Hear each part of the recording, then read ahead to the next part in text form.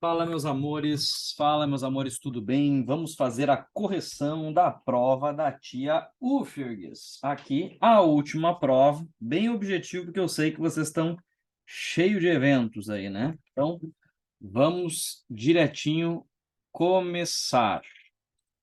Urgs 2022. Então, vamos lá. Primeira questão da prova, uma questão de cinemática. É o que a gente espera, uma questão mesmo de cinemática na primeira questão.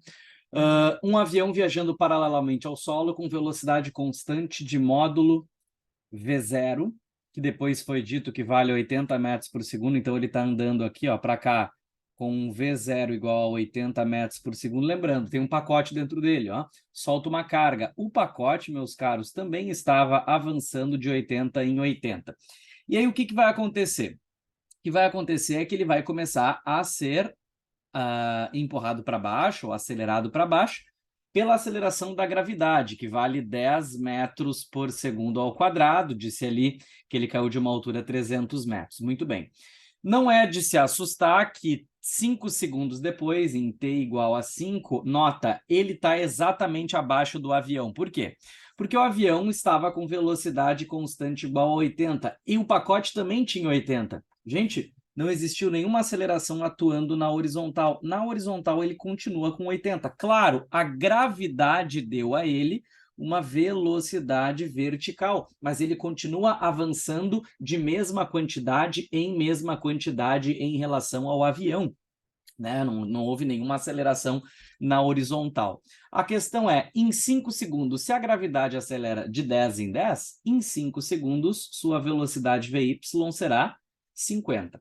Muito bem. Então, esse corpo tem quantas velocidades? Bom, ele avança de 80 em 80 e ele cai de 50 em 50. O problema é que a pergunta dele é o módulo da velocidade do corpo, né, da carga, em relação ao avião. O que é em relação ao avião? Velocidade é sempre em relação a alguma coisa, e ela mede o quão rápido ou quão devagar você está se afastando daquela coisa. Então, o que acontece? O avião avança 80, mas o pacote também avança 80. Essa velocidade, um em relação ao outro, ela não conta, porque elas não estão se afastando nem se aproximando na horizontal, eles só estão se afastando na vertical, e eles estão se afastando de 50 em 50. Se ele perguntasse qual é a velocidade do corpo para um observador no solo. Aí, meus caros, para um observador no solo, qual seria o afastamento dele? Ele avança 80 e cai 50. Eu teria que fazer um teorema de Pitágoras entre o 80 e o 50 para achar a velocidade resultante deles, tendo em vista que faz 90 graus. Então, é uma questão relativamente simples, mas que tem armadilhas e vê bem se o aluno sabe o que é velocidade. Tá certo, meus amores? Então é 50, letra C de Charmander. A questão 17 é uma questão de bloquinhos, de sistemas acoplados. Ela diz, a figura abaixo representa 3 blocos, A, B e C, que deslizam sobre um plano horizontal e liso, empurrados por uma força também horizontal, constante, F, atuando sobre o corpo. Se a força F vale 18 e as massas dos blocos MA3, 2 e 1, vamos analisar. Bom, primeiro de tudo, meus caros, todas as forças que agem sobre os blocos A, B e C dissipam energia do sistema. Meus amores, dissipar energia do sistema, não. A força é quem empurra os blocos, porque olha só, pessoal, eu estou empurrando o bloco A. Aí o bloco A vai ação empurrar o B, FAB. Reação, o B vai devolver em A a mesma força, ação e reação, em módulo, né? Depois, o B vai empurrar C, ação, ele empurra C. Reação, o C vai empurrar de volta o B com a mesma força em módulo. Essa é a jogada. Então, essas forças não são forças dissipativas como o atrito. Pelo contrário, quem é que vai colocar esse corpo C aqui em movimento? Ah, senhor, é a força F. A força F está lá em A. Quem botou o C em movimento é a força que o B empurrou ele para frente. Então, não é uma força que dissipa a energia do sistema de forma nenhuma. Então, a 1 não está correta. Eu já posso eliminar essas duas aqui.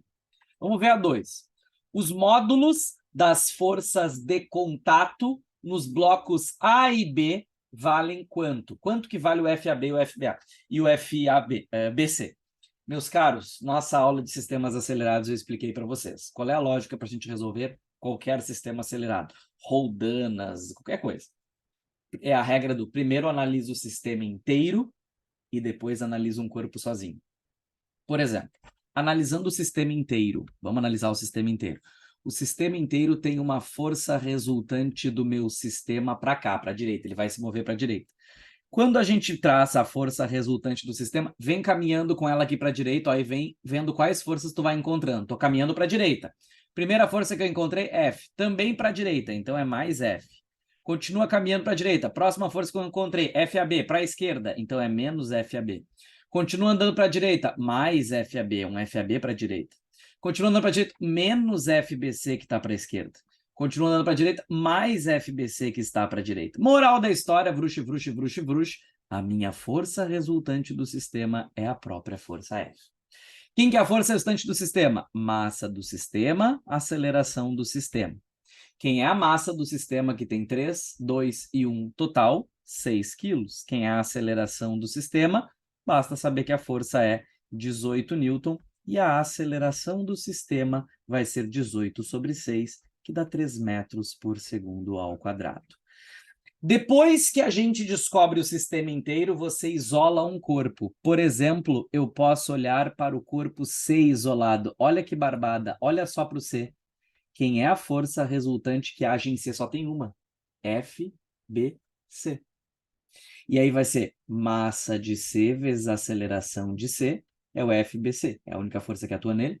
Massa de C, 1 kg.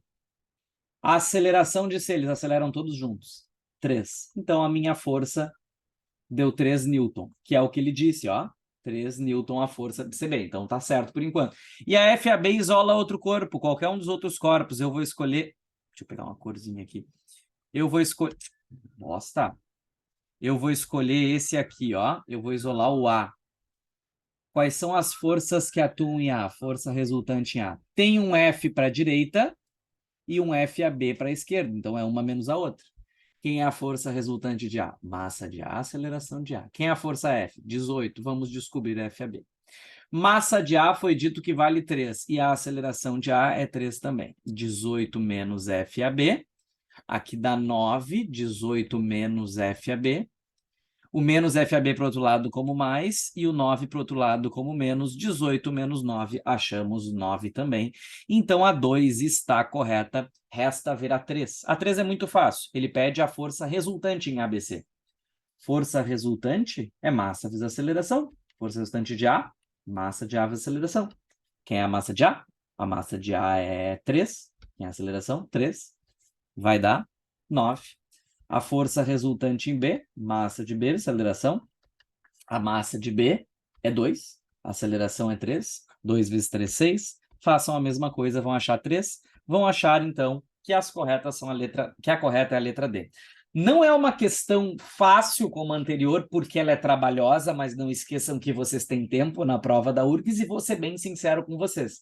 É uma questão padrão de sistemas acelerados. Nós tivemos uma aula gigantesca sobre sistemas acelerados e eu ensinei essa regra do sistema inteiro, corpo sozinho. Sistema inteiro, corpo sozinho. Vale para resolver toda e qualquer questão de sistemas acelerados. Então, apesar de ser uma questão trabalhosa, chata de fazer, não dá para classificar como fácil, mas não dá para dizer que é exatamente uma questão difícil, porque ela é uma questão padrãozinho de sistemas acelerados, tá bom?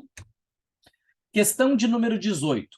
Considerando órbitas circunferenciais em torno do Sol, o planeta Saturno está aproximadamente 10 vezes mais longe do Sol do que a Terra. Então, vamos escrever assim, ó.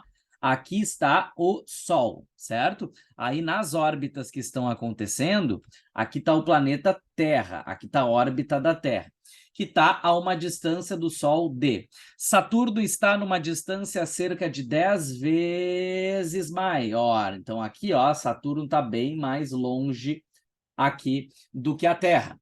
Está aproximadamente 10 vezes, e sua massa é 100 vezes maior que a da Terra, ou seja, a massa dele eu vou chamar de 100m, e eu vou chamar a massa da Terra de apenas m assim.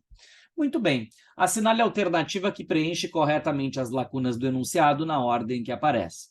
Com essas considerações, o módulo da força gravitacional que o Sol exerce em Saturno é maior, menor ou igual ao módulo que ele faz sobre a Terra. Vamos escrever? Força gravitacional constante, produto das massas envolvidas dividido pela distância ao quadrado. A força gravitacional, pessoal, é diretamente proporcional às massas e inversamente proporcional à distância ao quadrado. Então, vamos supor que a Terra esteja sendo puxada pelo Sol, por causa da gravidade, com uma força F. Bom, Saturno, em princípio, não deve ter uma força F. Por quê? Ô, senhor, se Saturno tem 100... Opa!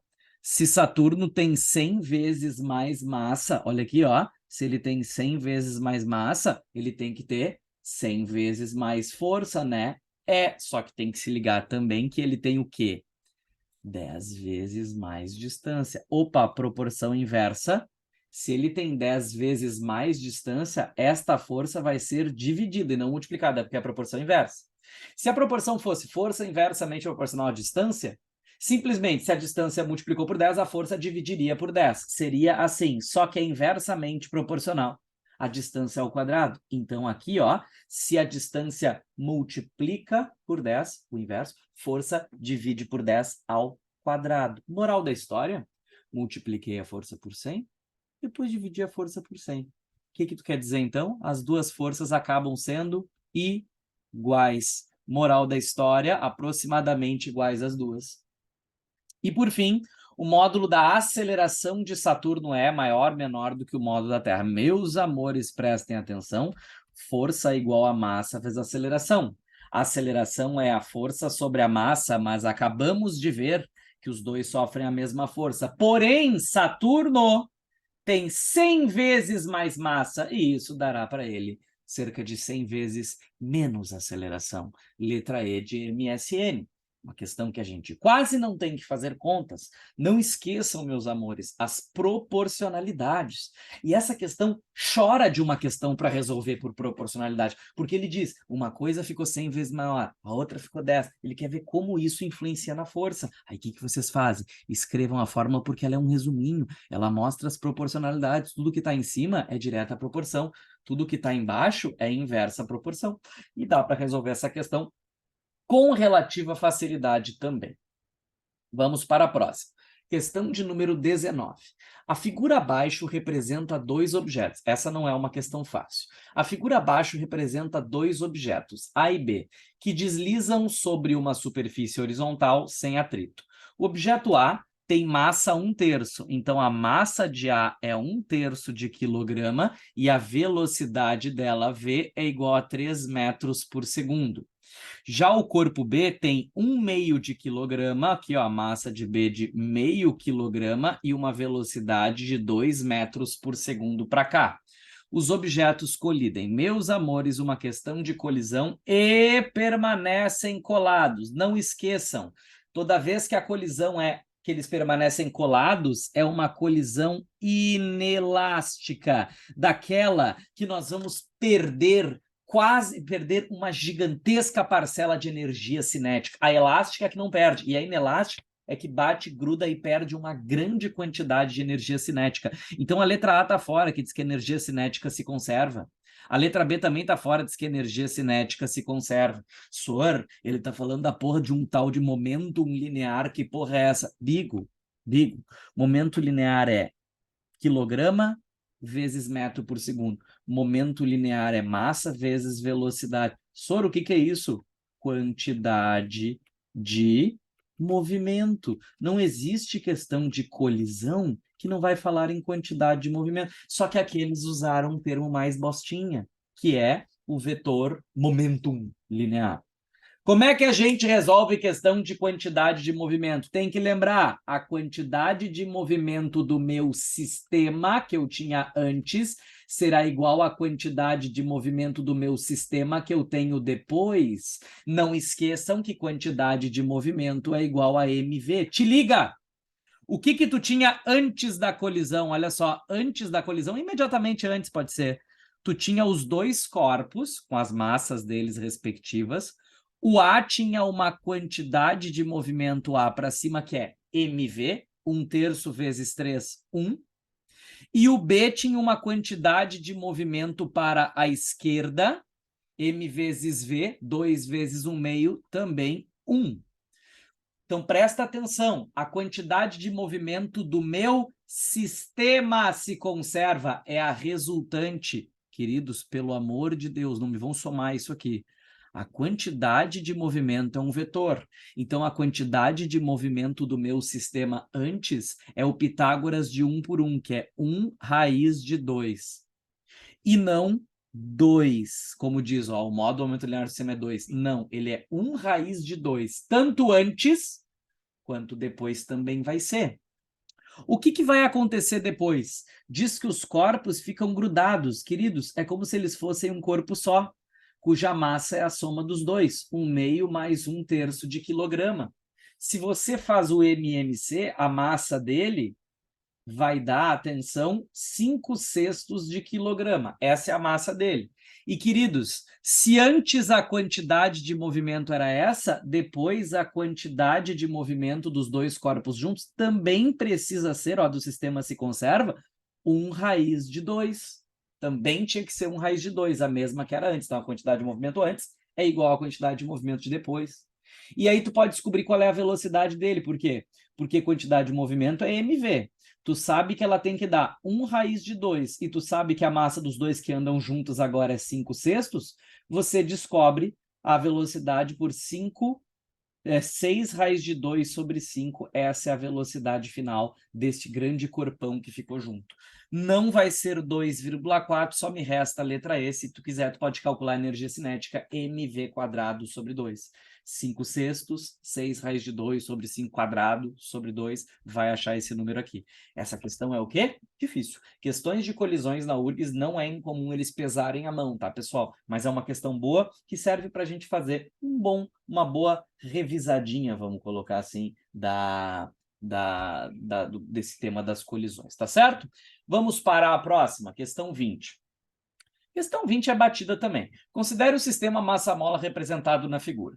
A massa de meio quilo é deslocada um ΔX 0,02. Eu puxo ela para a direita, da posição de equilíbrio. Então, eu libero.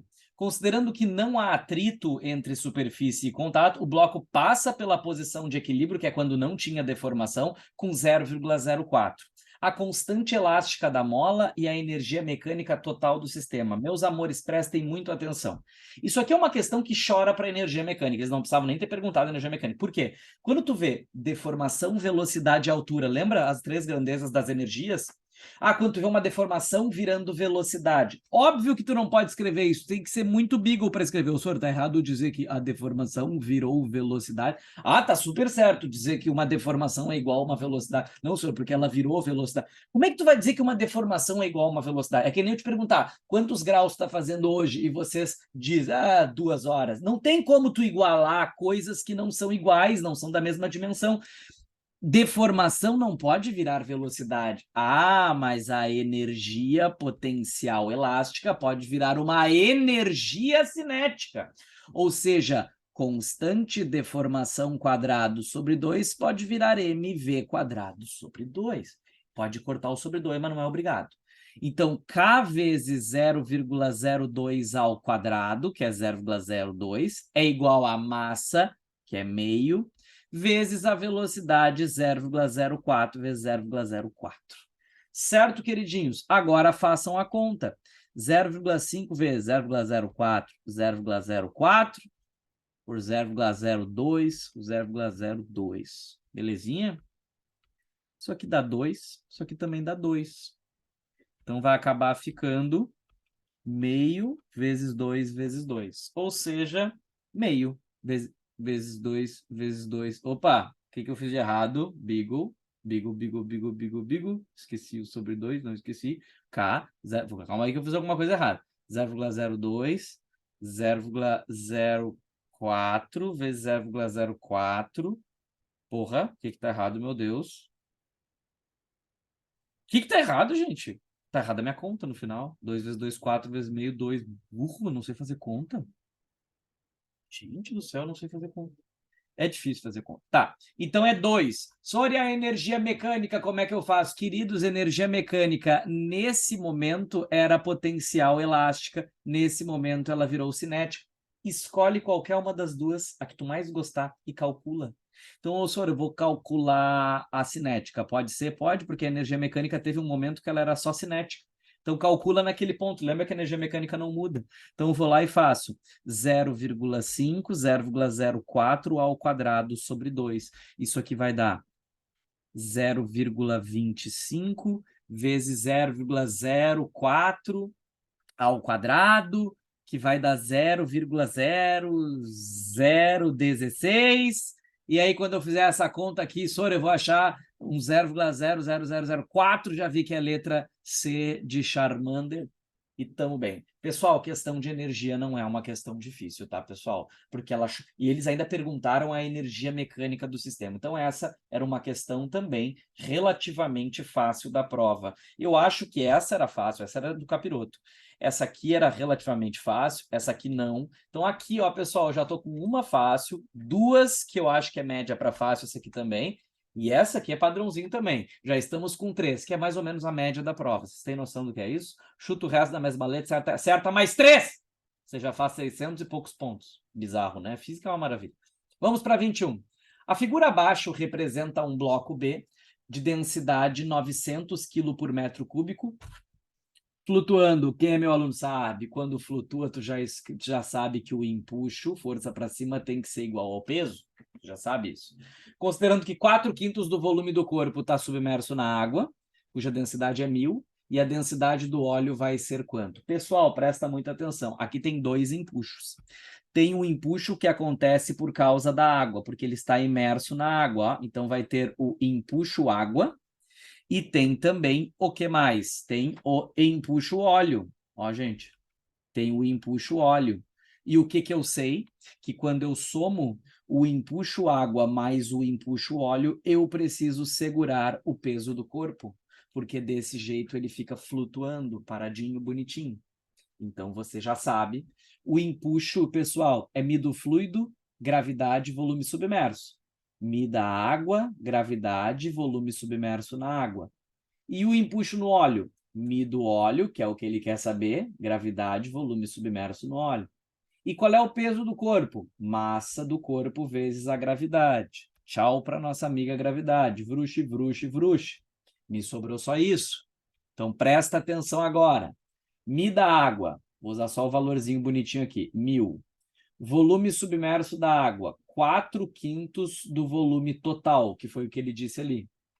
Mais Mi do óleo. Mi do óleo é o que eu quero saber, vou chamar de Mi.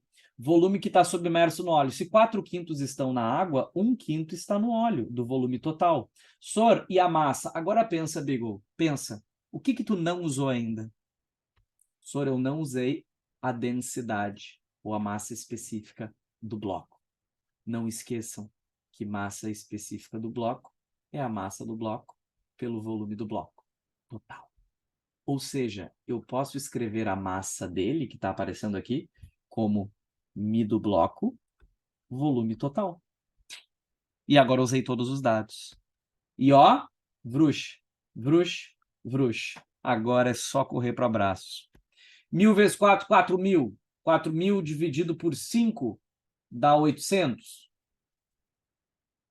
Aqui dá Mi/5 vezes 1/5. E do outro lado, o Mi do bloco, que é 900. Passo 800 para lá como menos. Mi/5 é 900 menos 800, que é 100. Passo 5 multiplicando, letra C de Charmander, e fechou. Não acho que seja uma questão fácil. Média, para mais, talvez, não é uma questão fácil. Puxa, o pessoal não costuma gostar muito. Mas fazível, né?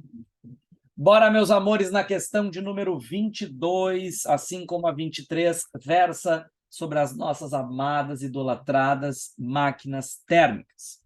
Na figura abaixo estão representados 4 diagramas PV, que é o nosso gráfico favorito no curso. A gente discute isso muito, né? Quando alguém chega na festa, você está lá dançando, alguém chega no seu ouvido, qual o seu nome, você fala, aí ele te pergunta qual o seu gráfico favorito, você sempre diz o diagrama PV da termodinâmica. Tem muita informação aqui.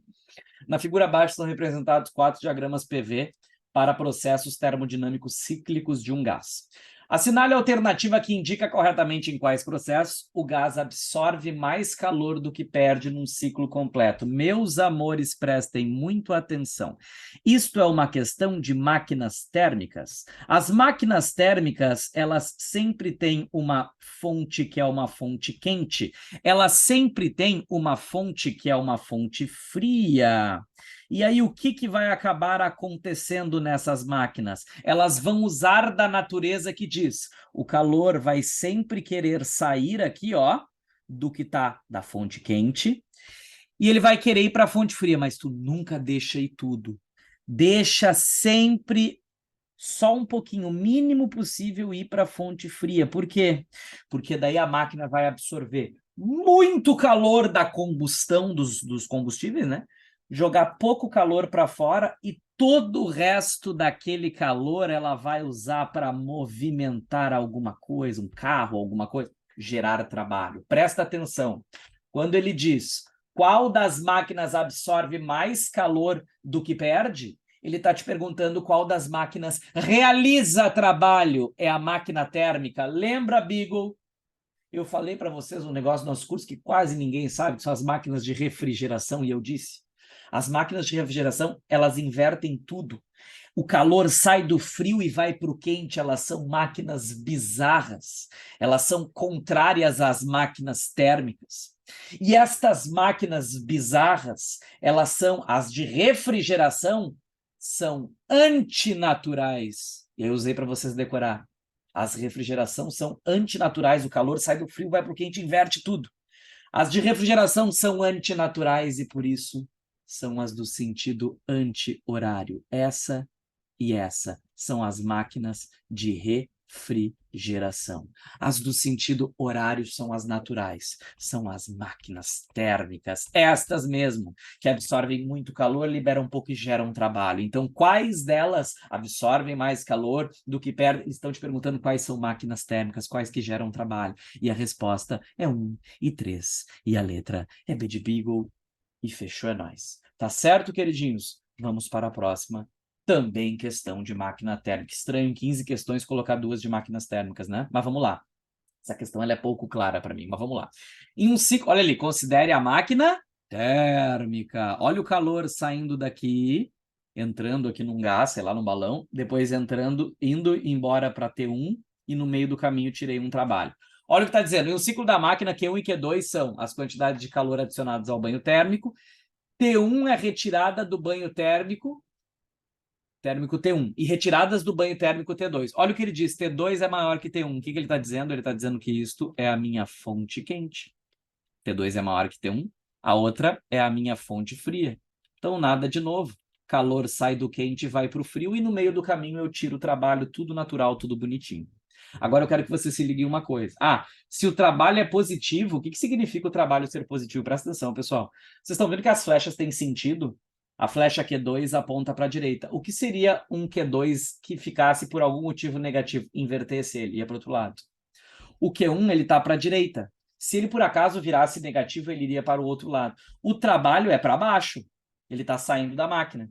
Se por acaso o trabalho virasse por algum motivo negativo, ele ia subir, ele ia inverter. Isso é negativo numa flecha, né? Mas eu acho que isso podia ter sido dito na própria questão, porque vai precisar disso para resolver. Olha o que diz a primeira. A primeira diz, tem mais calor saindo da fonte quente do que entrando na fonte fria. Essa é a lógica. A lógica é a gente puxar muito calor daqui, um calorzão, jogar fora só um calorzinho, e o resto, pá, vira trabalho. Essa é a lógica, né? Essa é a nossa lógica. Então tá certinho, o calor 2 tem que ser maior que o calor 1, absorvo mais do que jogo fora. E olha isso, os dois têm que ser maior que zero. O que significa isso, ser maior que zero, meus amores? Significa que eles estão no sentido correto. Maior que zero é positivo, eles não podem inverter de sentido, porque senão seria antinatural. O calor quer sempre sair do quente e ir para o frio. Olha o que diz a 2, o calor 1 é maior que o calor 2. Não, a 1 está certa, então já elimina isso aqui, e a 2 está errada. Porque a 2 está dizendo que tem mais calor saindo do que entrando. Não pode, ao contrário. Então, isso já mata para apenas a 1. Tá? E a 3 está errada, porque diz que o calor 1 pode ser menor que zero. Tipo, ir para o outro lado. Não pode, pessoal. O calor quer sair do quente para o frio, pelo menos nas máquinas naturais, as máquinas térmicas, que ele disse que é essa a questão. Máquina térmica usa o natural. A antinatural é a máquina de refrigeração, que usa o sentido anti-horário. Certo, meus amores? Não é uma questão fácil isso aqui, eu acho. Essa aqui é dada. Essa aqui você tem que... Puta que me pariu! Se tu errar isso aqui, eu vou ficar tão puto contigo, cara. Não me fala que tu errou essa questão. Em uma corda esticada em certa tensão constante, 3 ondas são enviadas separadamente. A figura abaixo representa as ondas identificadas por 1, 2, 3. As razões entre os comprimentos de onda. Gente, o que é comprimento de onda? Comprimento de onda é o tamanho de 2 barrigas, sempre 2. Então, vou pegar a onda 1. Esta é a onda 1. Desenhei 2 barrigas dela aqui. Essa é a onda 1. Conta quadradinhos. 1, 2, 3, 4, 5, 6 quadradinhos. O lambda 1 vale 6. Pode ser assim? Pode. Vamos agora para 2. A 2 é essa aqui, ó, pessoal. A 2 é essa grandona aqui. Fechou 2 barrigas aqui. Então, ela tem 1, 2, 3, 4, 5, 6, 7, 8. O lambda da segunda é 8. E a terceira é essa bem curtinha aqui, ó. Fechou 2. Conta. 1, 2, 3, 4. O lambda da terceira é 4. E agora basta a gente fazer o que eles pediram. Lambda 1 por lambda 2. 6 por 8. 6 dividido por 8 é 3 dividido por 4. 3 quartos já estou entre 2.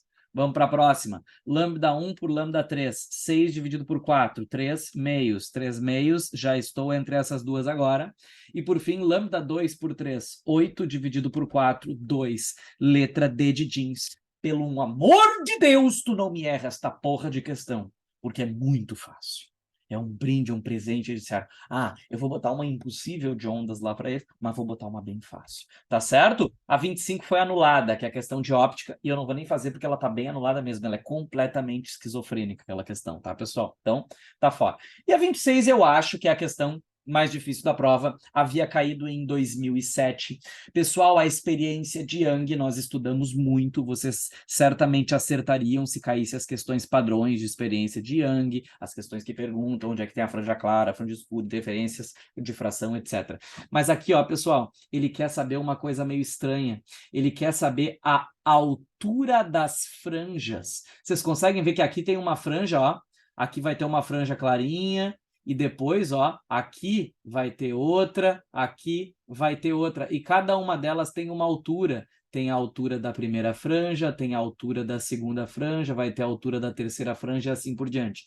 A altura de uma franja qualquer vai ser n lambda d sobre d, sendo o dzão essa distância aqui e o dzinho essa distância aqui.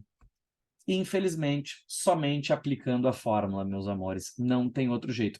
Eles botaram um seno aproximadamente igual a tangente, que é para vocês deduzirem essa fórmula. Olha, não é que eu não confio muito em vocês, tá? Mas deduzir essa fórmula não é muito fácil, não. Tá? É chatinho de deduzir essa fórmula. Eles simplesmente disseram que a distância entre duas fendas é 0,16.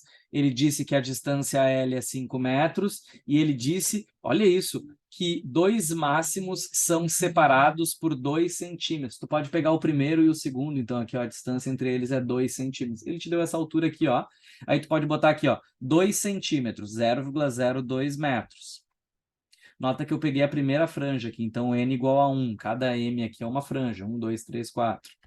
O lambda, eu quero saber. A distância dzão foi dita como sendo 5 metros, e a distância dzinho 0,16 milímetro, que é 0,00016. Aí basta fazer essa conta e encontrar a resposta. A puta que pariu, né? Paz e bênção. Tchau pra vocês. Vão se fuder, essa banca fudida aí que bota essas questões, que só virgem vai acertar isso aí. Isso aí só vai acertar quem se preparar para a prova do ITA, IME, ou alguém que está focando muito assim na UFSC, muito, e quer acertar o detalhinho, tá, pessoal? Porque é realmente o detalhinho do detalhinho. Então, essa aí eu acho que era a pior da prova. A questão 27, por outro lado, uma maravilha. Presente da URGS para vocês. A questão de eletrostática, eles botaram o quê? Processo de eletrização. Mas que bondosos! Eles podiam ter botado campo elétrico, potencial elétrico, um monte de caralho. E eles colocaram, gente, processos de eletrização. são bondosos, são amorosos. Então a gente vai agradecer a Deus, obrigado Deus, pela URGS ter sido bonzinha nessa aqui. O que acontece, meus caros? Nós temos 3 esferas.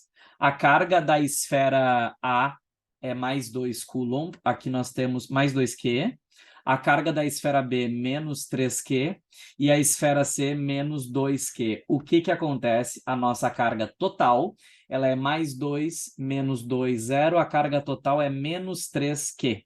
O que acontece quando a gente liga eletrização por contato? A carga se divide entre as 3. A carga total, menos 3, vai se dividir entre as 3 e nós sabemos que o maior fica com mais carga. Então, o que eu sei? Que os 3 vão ficar negativos, porque a carga menos 3 vai se dividir entre os 3. Então, pelo amor de Deus, não marca a letra A que tem 2 negativos e um positivo. Ou assim também, ó, aqui também já ficamos entre 2. E eu sei que o maior tem que ficar com mais carga, ou seja, não vai ter que ser a mesma carga assim. Então vai ser a letra E de MSN. Tá feita a questão, que maravilha. Um beijo para vocês, banca da URGS. Vocês não botaram campo elétrico, nem potencial elétrico. Amo vocês. Depois de nos poder nessa, eles tentaram dar uma redimida aqui. Acho que sim, uma das questões mais fáceis da prova. Não esqueçam, processo de eletrização por contato. A carga total se divide entre os encostados, sendo que o maior fica com mais carga. Essa questão é uma questão de circuito, chatinha, trabalhosa, mas uma questão padrão de circuito. Ele deu um circuito misto, me disse que esta resistência vale 2, assim como esta vale 2 e esta vale 1, e ele quer saber o valor da corrente. Meus amores, um circuito misto, nós começamos sempre do mesmo jeito, nós começamos reduzindo o circuito, e aqui claramente temos uma associação em paralelo. Então, qual é a palavra-chave para fazer circuito misto? Calma! Não faz tudo. Copia este resistor de 2, não mexe, e vamos trocar aqueles 2 por 1, que vai ser o paralelo do 1 com 2. Faça como quiser. Eu vou fazer o produto pela soma. 1 vezes 2 por 1 mais 2. Pode fazer 1 sobre Ré, que é 1 sobre... tá? Aí eu vou achar 2/3 de ohm aqui, tá, pessoal? Muito bem. O que me sobrou? Me sobrou agora simplesmente 2 associados em série. Então, vou achar a minha REC, a minha resistência equivalente aqui, REC, sendo simplesmente a soma, 2 mais 2/3. Você pode fazer o MMC, tá? Isso aqui vai dar 8/3. Se vocês fizerem a conta, isso aqui vai dar 8/3 de ohm. E não esqueçam por que isso é relevante. Vocês têm ainda a bateria 24 volts. Isso vai te servir para calcular a corrente que sai da minha bateria. Essa corrente I aqui, ó. Porque é só fazer neste circuito aqui o UKI. Só tem uma bateria, 24. Só tem uma resistência, 8/3. Descubro a corrente. Passo 3 multiplicando, 72 é 8i. Passo o 8 dividindo 72, dividido por 8, vai ser o I. Isso aqui vai dar 9. 9? Não, não é 9, não. 72 por 8 dá 9? É 9, sim. 9 ampere. Meus amores, entrou 9 ampere aqui. Ele não quer saber a corrente, ele não quer saber a corrente total, ele quer saber a corrente que vai por cima. Esse 9 vai dividir. Beagle, te liga. Por onde que vai mais gente? Pelo caminho mais fácil ou pelo caminho mais difícil? Vai pelo mais fácil, né, Beagle? O caminho mais fácil é o de cima. Ou seja, mais da metade do 9 vai ter que ir para cima. Então, não pode ser menos do que a metade do 9. O 3 está fora. E, agora, e, obviamente, não vai ser mais que 9, né? Pelo amor de Deus, quem marcou E já desistiu da vida. Agora te liga, presta atenção. Quantas vezes o de cima é mais fácil que o de baixo? 2. Então, queridos, testem as alternativas. Se fosse 4,8 por cima, se fosse 4,8 ampere por cima, por baixo, os 9 teriam que ser 4,2. Claramente, não é o dobro de facilidade. O de cima é o dobro de facilidade. Ou ele é metade da dificuldade. Tem que ir o dobro de pessoas por cima. Claramente, 4,8 não seria o dobro do de baixo. Agora, se entra 9 e por cima vai 6, por baixo vai quanto? 3. bem certinho. O de cima é a metade da dificuldade, o dobro vai por ele. Letra C de Charmander, paz e bênção. Não dá para dizer que é uma questão fácil, porque circuito nunca é uma questão trabalhosa, mas não dá para dizer que é uma questão difícil, porque a gente, pelo menos para os meus alunos aqui do grupo, porque a gente treinou circuito exaustivamente, e isso é um circuito misto bem básico, né? Nós fizemos um circuito misto fudidaços aí durante o ano, né? Então, acho que difícil também não serve. Questão de número 29, magnetismo tremeu as bases. Magnetismo tremeu as bases. A figura abaixo representa um ímã que se move ao longo do eixo de uma bobina que se encontra conectada a um resistor. Pessoal, vocês sabem que quando tu entra com o ímã, induz corrente para um lado, quando tu sai com o ímã, induz corrente para o outro. Não esqueçam disso. Terceiro fenômeno do magnetismo. 1. A corrente elétrica em R só existe se o ímã estiver acelerando. Falso. A corrente elétrica em R, meus caros, ela existe se o ímã estiver com velocidade constante. Basta que o número de linhas esteja mudando. O único jeito que não existiria é se estivesse parado, então não precisa ter a aceleração. A 1 está incorreta e eu já estou aqui agora, ó, na 2 ou na 2 e 3. A 2 é muito ruim, tá, pessoal? Por que a 2 é muito ruim? A 2 é muito ruim porque a corrente elétrica flui de A para B quando o ímã se move para a esquerda. Deixa eu só ver aqui rapidinho. É de B para A, tá? Não vai ser certo. Mas eu vou dizer para vocês, essa questão ela é péssima de conseguir ser enxergada. Não, calma aí, então não vai sobrar nada. Calma aí, calma aí, calma aí. Calma aí. Não, a 2 tem que estar certa, peraí. De A para B, quando ele se move para a esquerda. Eu errei para a esquerda, errei. De A para B. É de A para B, tá certinho. Tá certinho. Tá certo. É que eu fiz o esquerda para a direita aqui, mas enfim. Pessoal, presta muita atenção no que vai acontecer. Quando ele se mexe para cá, o que se cria aqui? Se cria aqui, pessoal, lembra da espira se faz de difícil? A espira se faz de difícil, se cria aqui, que ela está indo embora, ó, ela quer chamar o polo norte, então aqui vai se criar um polo sul. Agora presta atenção. Eu vou enxergar agora, para vocês, para tentar mostrar para vocês, eu vou botar meu olho aqui, ó, e enxergar a espira de frente. Ó, ela chegou pelo B, aí ela faz assim, ó. Depois ela começa a girar. Ó, aqui está o ponto B, ó, gente. E eu estou enxergando a espira de frente e sei que aqui está criando um polo sul. Se está criando um polo sul, gente, não esqueçam que o sentido da corrente é esse aqui, indo em direção ao B, A. Então ele está indo de B para A e não de A para B.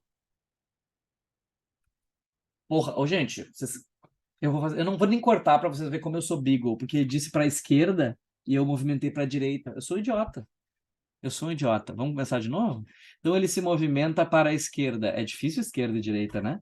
Ele se movimenta para a esquerda. Meus amores, quando ele se movimenta para a esquerda, o que vai acontecer quando ele se movimenta para a esquerda? Ele vai ser repelido. Como é que a gente repele um polo norte com outro polo norte? Então se induz um polo norte. O contrário aqui, a corrente vem para cá, ó, e portanto saiu de B, veio para cá a corrente. Então ela desceu aqui e foi de A para B. Está correta. É péssima essa afirmativa, porém, para nossa sorte e alegria, a primeira é facilmente eliminada e a terceira também é facilmente eliminada. Por quê, pessoal? Porque quando o ímã está totalmente inserido, olha aqui a bobina e olha o ímã, pessoal, totalmente inserido aqui. Quando o ímã está totalmente inserido, olha o fluxo. Lembra as linhas saindo daqui e entrando aqui?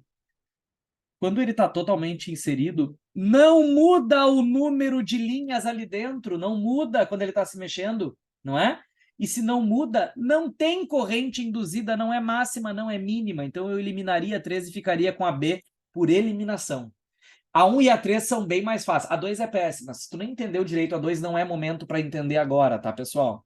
mas a eliminação da 1 e a 3 tornava essa questão um pouco mais fazível. Mas eu sei que magnetismo nunca é fácil, né, pessoal? Agora, presente pode ser para vocês a física moderna. A última questão da prova tem uma baita chance de ser a questão mais fácil da prova, como é o caso dessa aqui. Nós estudamos as ondas de matéria de Louis de Broglie. Quem sabe a fórmula de cabeça resolve na hora, ou a gente pode lembrar que de Broglie pegou um corpo em movimento e enxergou ele como se fosse uma onda, atribuiu a ele um comprimento de onda. E a questão que existia, que fez a ponte um com o outro, é que as duas têm quantidade de movimento. A quantidade de movimento de um corpo é mv. Mas o Einstein, lembra do efeito fotoelétrico, disse que a quantidade de movimento de uma onda era h sobre lambda. Então, o que eu preciso para fazer a equação de de Broglie? Estou fazendo essa introdução, assumindo que tu não saiba de cabeça. Tu precisa que mv, a quantidade de movimento, seja igual a h sobre lambda. Ou seja, você pode escrever mv... Peraí, deixa eu botar para o lado aqui. Se eu passar o lambda multiplicando o mv dividindo, você vai ter lambda é h por mv. Essa é a equação do comprimento de onda de de Broglie que ele se merece, que ele se refere aqui. O comprimento de onda desta onda se relaciona com o momentum linear, que é isso aqui, né, pessoal? Através do quê? Da constante de Planck. Letra A de iPhone. Paz e benção. Meus amores, por hoje era isso. Uma beijoca para vocês. Tchau, tchau.